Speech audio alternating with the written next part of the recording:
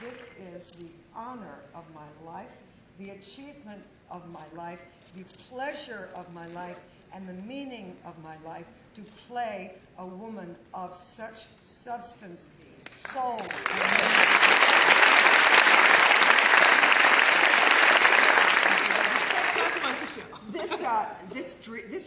This was absolutely an inspired dream of Holland. It's really a triumph that is so absolutely deserved and to be honored. So it's just great. I'm so glad she was nominated for a Tony. At the University of Texas. Dan and I have the same birthday, September 1, and also Liz Carpenter, who is a great friend of Ann's, her birthday is also September 1. Because we had the same birthday, we kind of patterned it on, you know, being a medium or an astrologist, and I was Nostradamus, and we came up with these big outfits because Ann loved to perform, and Ann used to do this character, Mr. Porco of Porco Electronics, and Ann would put on a pig, you know, a plastic pig's nose, and she was so damn funny. You could not believe how funny she was. But Ann was just naturally witty. She's brainy as hell, and there was just no stopping her. I remember one day walking in Times Square, and we look up at a big portrait of somebody, and they're all airbrushed and looking just perfect. And she said, "Not one of my wrinkles ever kept me from getting anything I wanted." It was really a big deal for Ann, and how anybody could ever think she wouldn't just sail right through it, because she was just dynamic, fantastic.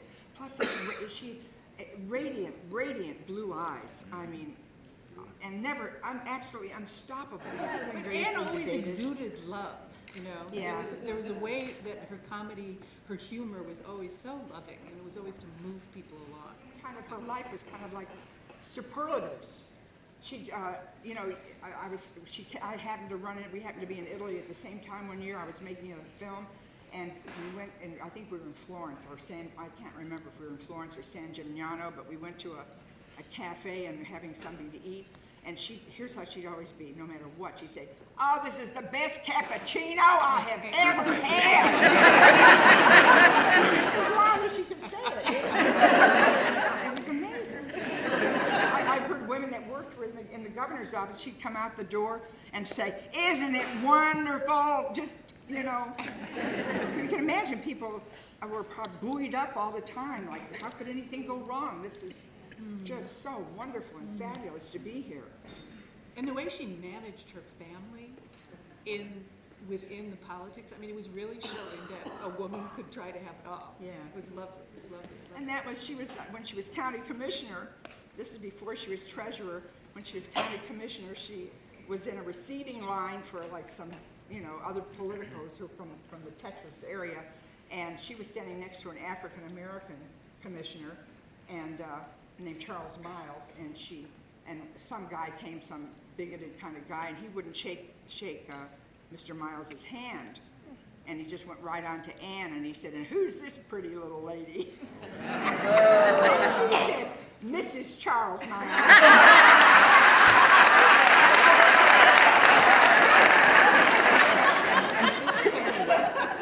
I was wondering if Miss Tomlin might be able to do a ringy-dingy for us.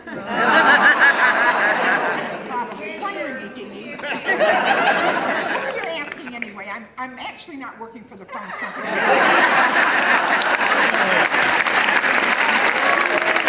What you brought to the world is joy and happiness. Oh.